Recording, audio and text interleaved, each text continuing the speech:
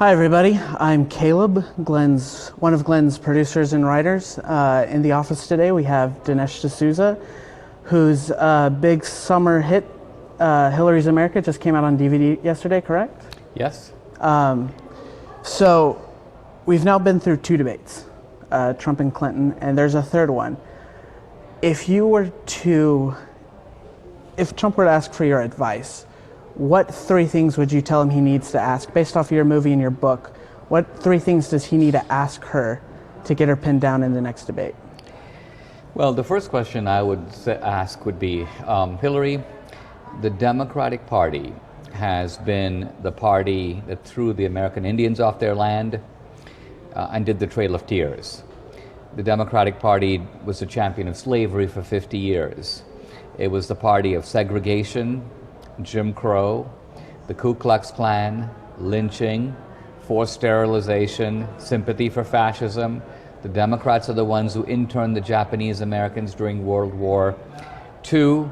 The Democrats tried to block women's suffrage for 30 years. They're the party that passed the most restrictive anti-immigration laws. Here's the point. The Democrats have never acknowledged this history. They've never admitted it. They've never taken responsibility for any of it. They've never done any kind of apology or restitution for it. So would you, Hillary Clinton, here and now, at least admit before the American people that yours is the party that killed, murdered, segregated, and lynched millions of African Americans and other minorities? Yes or no? That's my first question. Mm-hmm. My second question has to do with Hillary herself and the Clintons and the Clinton duo. And it would go something like this. Hillary, you and Bill started out by your own admission dead broke. And that was because your legal bills were more than your net worth. And that was true. But in a few years, in the intervening years, you have gone from zero to $300 million of net worth. This isn't your foundation. Your foundation took in $3 billion. Well, we're talking about your personal net worth. Now, you didn't invent the iPhone. You didn't start a company. You didn't have a business. Essentially, you've done this on a government salary. So what is the product that you were selling? I'm Trump. I make buildings. I sell real estate licenses and so on. So that's my product. What is the product that you've been selling that has made you so rich? Is it not a fact that that product is American policy itself? You've been selling access to American power. You've been selling American foreign policy itself. And isn't that the height of political corruption? And thirdly? Question number two. I think those would be my two starting points in terms of putting Hillary on the defensive. I think the third one would have to do with this, and that is, I would go into specifics. I mean, if you look at places like Benghazi, Libya, Syria, Haiti, the remarkable thing about the Clintons is that they look at those failed states, broken down countries, as money-making opportunities. And if I were Trump, I would now dig into the specifics of a place like Haiti. Because see, look, it's one thing to rob from rich people. It's another thing to rob from the poorest of the poor. Somehow the Clintons put themselves in a position where they could intercept aid money going to Haiti. Bill got himself appointed UN representative for Haiti relief. Hillary was Secretary of State. So all this money had to go through them, their ideal position, by the way. Yeah. And so what happens is very little of Haiti gets rebuilt. They do some bogus rebuilding in the wrong part of the country. Why? Because they're handing out favors to Clinton Foundation donors. By the way, I don't know if you know, but Hugh Rodham shows up in Haiti, Hillary's brother. This guy's a prison guard, but he shows up as a director of a mining corporation because the mining corporation put him on there to help get Haiti contracts. The Haitian government, with Hillary's lobbying, gives mining contracts to the company. Hugh Rodham makes a fat commission. So this is who these people are. They're much worse than Obama. Obama, at the end of the day, is an ideologue. His ideology is stupid. It's pathetic. But he believes it, poor guy. Hillary and Bill are just on the make and on the take. And I think, Trump in the first debate did incompetent Hillary. In the second debate, he started moving toward crooked Hillary. I think he needs to go there more in the third debate to score a knockout. So I think one of the questions has to be, even if he hit on all three of those points, are the American people going to listen? Is it going to matter if he hits on all those points? I think it will. Look, a lot of people who are not attuned to politics will pay attention toward the end because they know it's important. And they are looking at the two people, they're making a decision between them. Look, Trump has his own flaws. He's a flawed candidate. Yes. I've never claimed the opposite. But whatever Trump's done, he hasn't ripped off the public in the way that Hillary has. This mass-scale looting of the Treasury, this mass-scale selling of American policy. I mean, I'm aware of corruption at the local level. Boss Tweed in Tammany Hall 100 years ago, the daily rackets in Chicago. But can you name a single Secretary of State who's been essentially renting out American foreign policy, not just to Goldman Sachs and to the highest bidder in America, but to foreign governments and foreign entities? These people in this, their unscrupulousness, I think, knows no bounds. So over the last week, the character of the candidates has really come into focus. How important is that over the next 3 weeks? Well, you know, I think when I think about character, look, Romney had an impeccable character, right? You couldn't find one thing wrong with the guy. And yet, at the end of the day, Obama made him look like Adolf Hitler. This was partly due to Obama, but it was partly due to Romney being such an invertebrate. I mean, here was a guy who was incapable of defending himself, incapable of explaining how he earned his own money. I mean, absolutely pathetic. So with Trump, you got a guy who's much more flawed than Romney, but also has the ability to fight back. I mean, I would agree that none of the other Republicans would have said what Trump did, but having said it on the tape, Trump is the only guy who could have gotten himself out of it the way that he did. And that's because he's willing to call Hillary on it. The fact that he brought up the rapist that she defended, who raped a 12-year-old girl.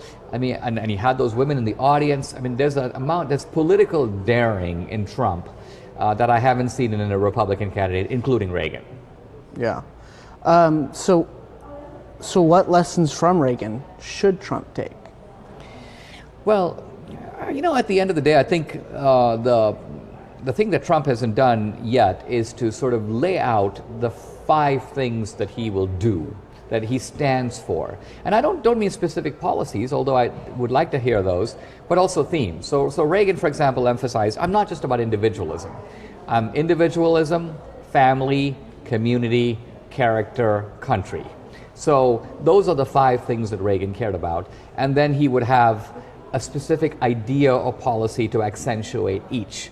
I think it's the point where people aren't just going to vote against Hillary. They need to know where Trump is going to take us. What they're voting for. Trump needs to satisfy people that he's not a loon, that he's not crazy, because the left is portraying him as a loon. Now remember, the left did that with Reagan too. Reagan's a cowboy, he's insane, he'll blow up the world. And Reagan had to go, I'm not going to do that. And I think Trump needs to assure the American people that he's not going to do that. And you might then see a shift of the undecideds toward Trump. This should be Trump's election to lose, but it was Romney's election to lose and he lost it. Yeah. The fundamentals point, if you look at the base fundamentals, it should be a positive election for the Republicans, but I think the situation Trump has gotten in, it is right now, Clinton is favored in this election. And can he change that in time? I don't know. It's a surreal election year. You know, the establishment has been railing on Trump, but the establishment also created Trump. Yeah. If the Republicans have been in power now, holding both houses of Congress. They seem unable to hold Obama to account. You'd think the legislative power is the most powerful wing of government. Yeah. Why aren't they using it? What is it that they don't know? How is it that Obama can run amok without them being able to stop him? So there's a certain sense of deep frustration that has fed into Trump's success. So going off a little off subject, because in your book and your movie, you really delve into the history of the Democrat Party. But if you're starting to look into the future after the election, where do you see the Democrat Party going? After 8 years of Obama, if Hillary wins, what direction are they going to go in? Well, I think the goal of the Democratic Party is to turn America into its own plantation. And what I mean by that is that in the old days of slavery, they had plantations and they would steal the labor of the African Americans, the slaves. And this was a rip-off scheme, and it got busted, and the Democrats came up with new schemes. Progressivism is a scheme to essentially reduce the whole country to the same kind of, not slavery, but enslavement. Enslavement is the process of moving towards slavery. A serf in the Middle Ages was not a slave, but he was enslaved in that he was captive to his master. He couldn't leave the plantation. He got a portion of the master's share of the produce. He had to get the master's permission to marry. Hillary would love it if all of America were enthralled to her like that, in which your income, your mortgage, your food depended upon her say-so. This is the kind of power the progressives want by centralizing power and by knocking out the intermediate institutions that are rival. That's why they care about guns and churches, because they're rival sources of allegiance to the state. Mm-hmm. And if you're looking at the other side, is the Democrat Party going to have an effective opponent? Do the Republicans find a way to not just go along, but actually oppose those steps?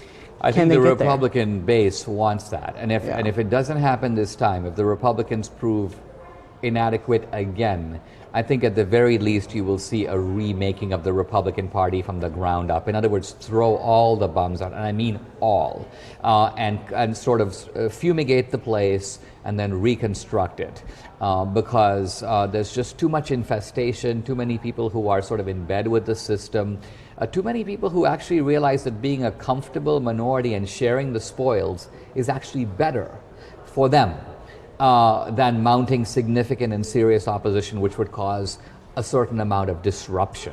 So I must say, it's a thrilling election. It's a significant time. A lot hangs in the balance, and I'm watching it with interest. And our movie is at the center of it all because the themes of the movie are right in the middle of these debates. Yeah.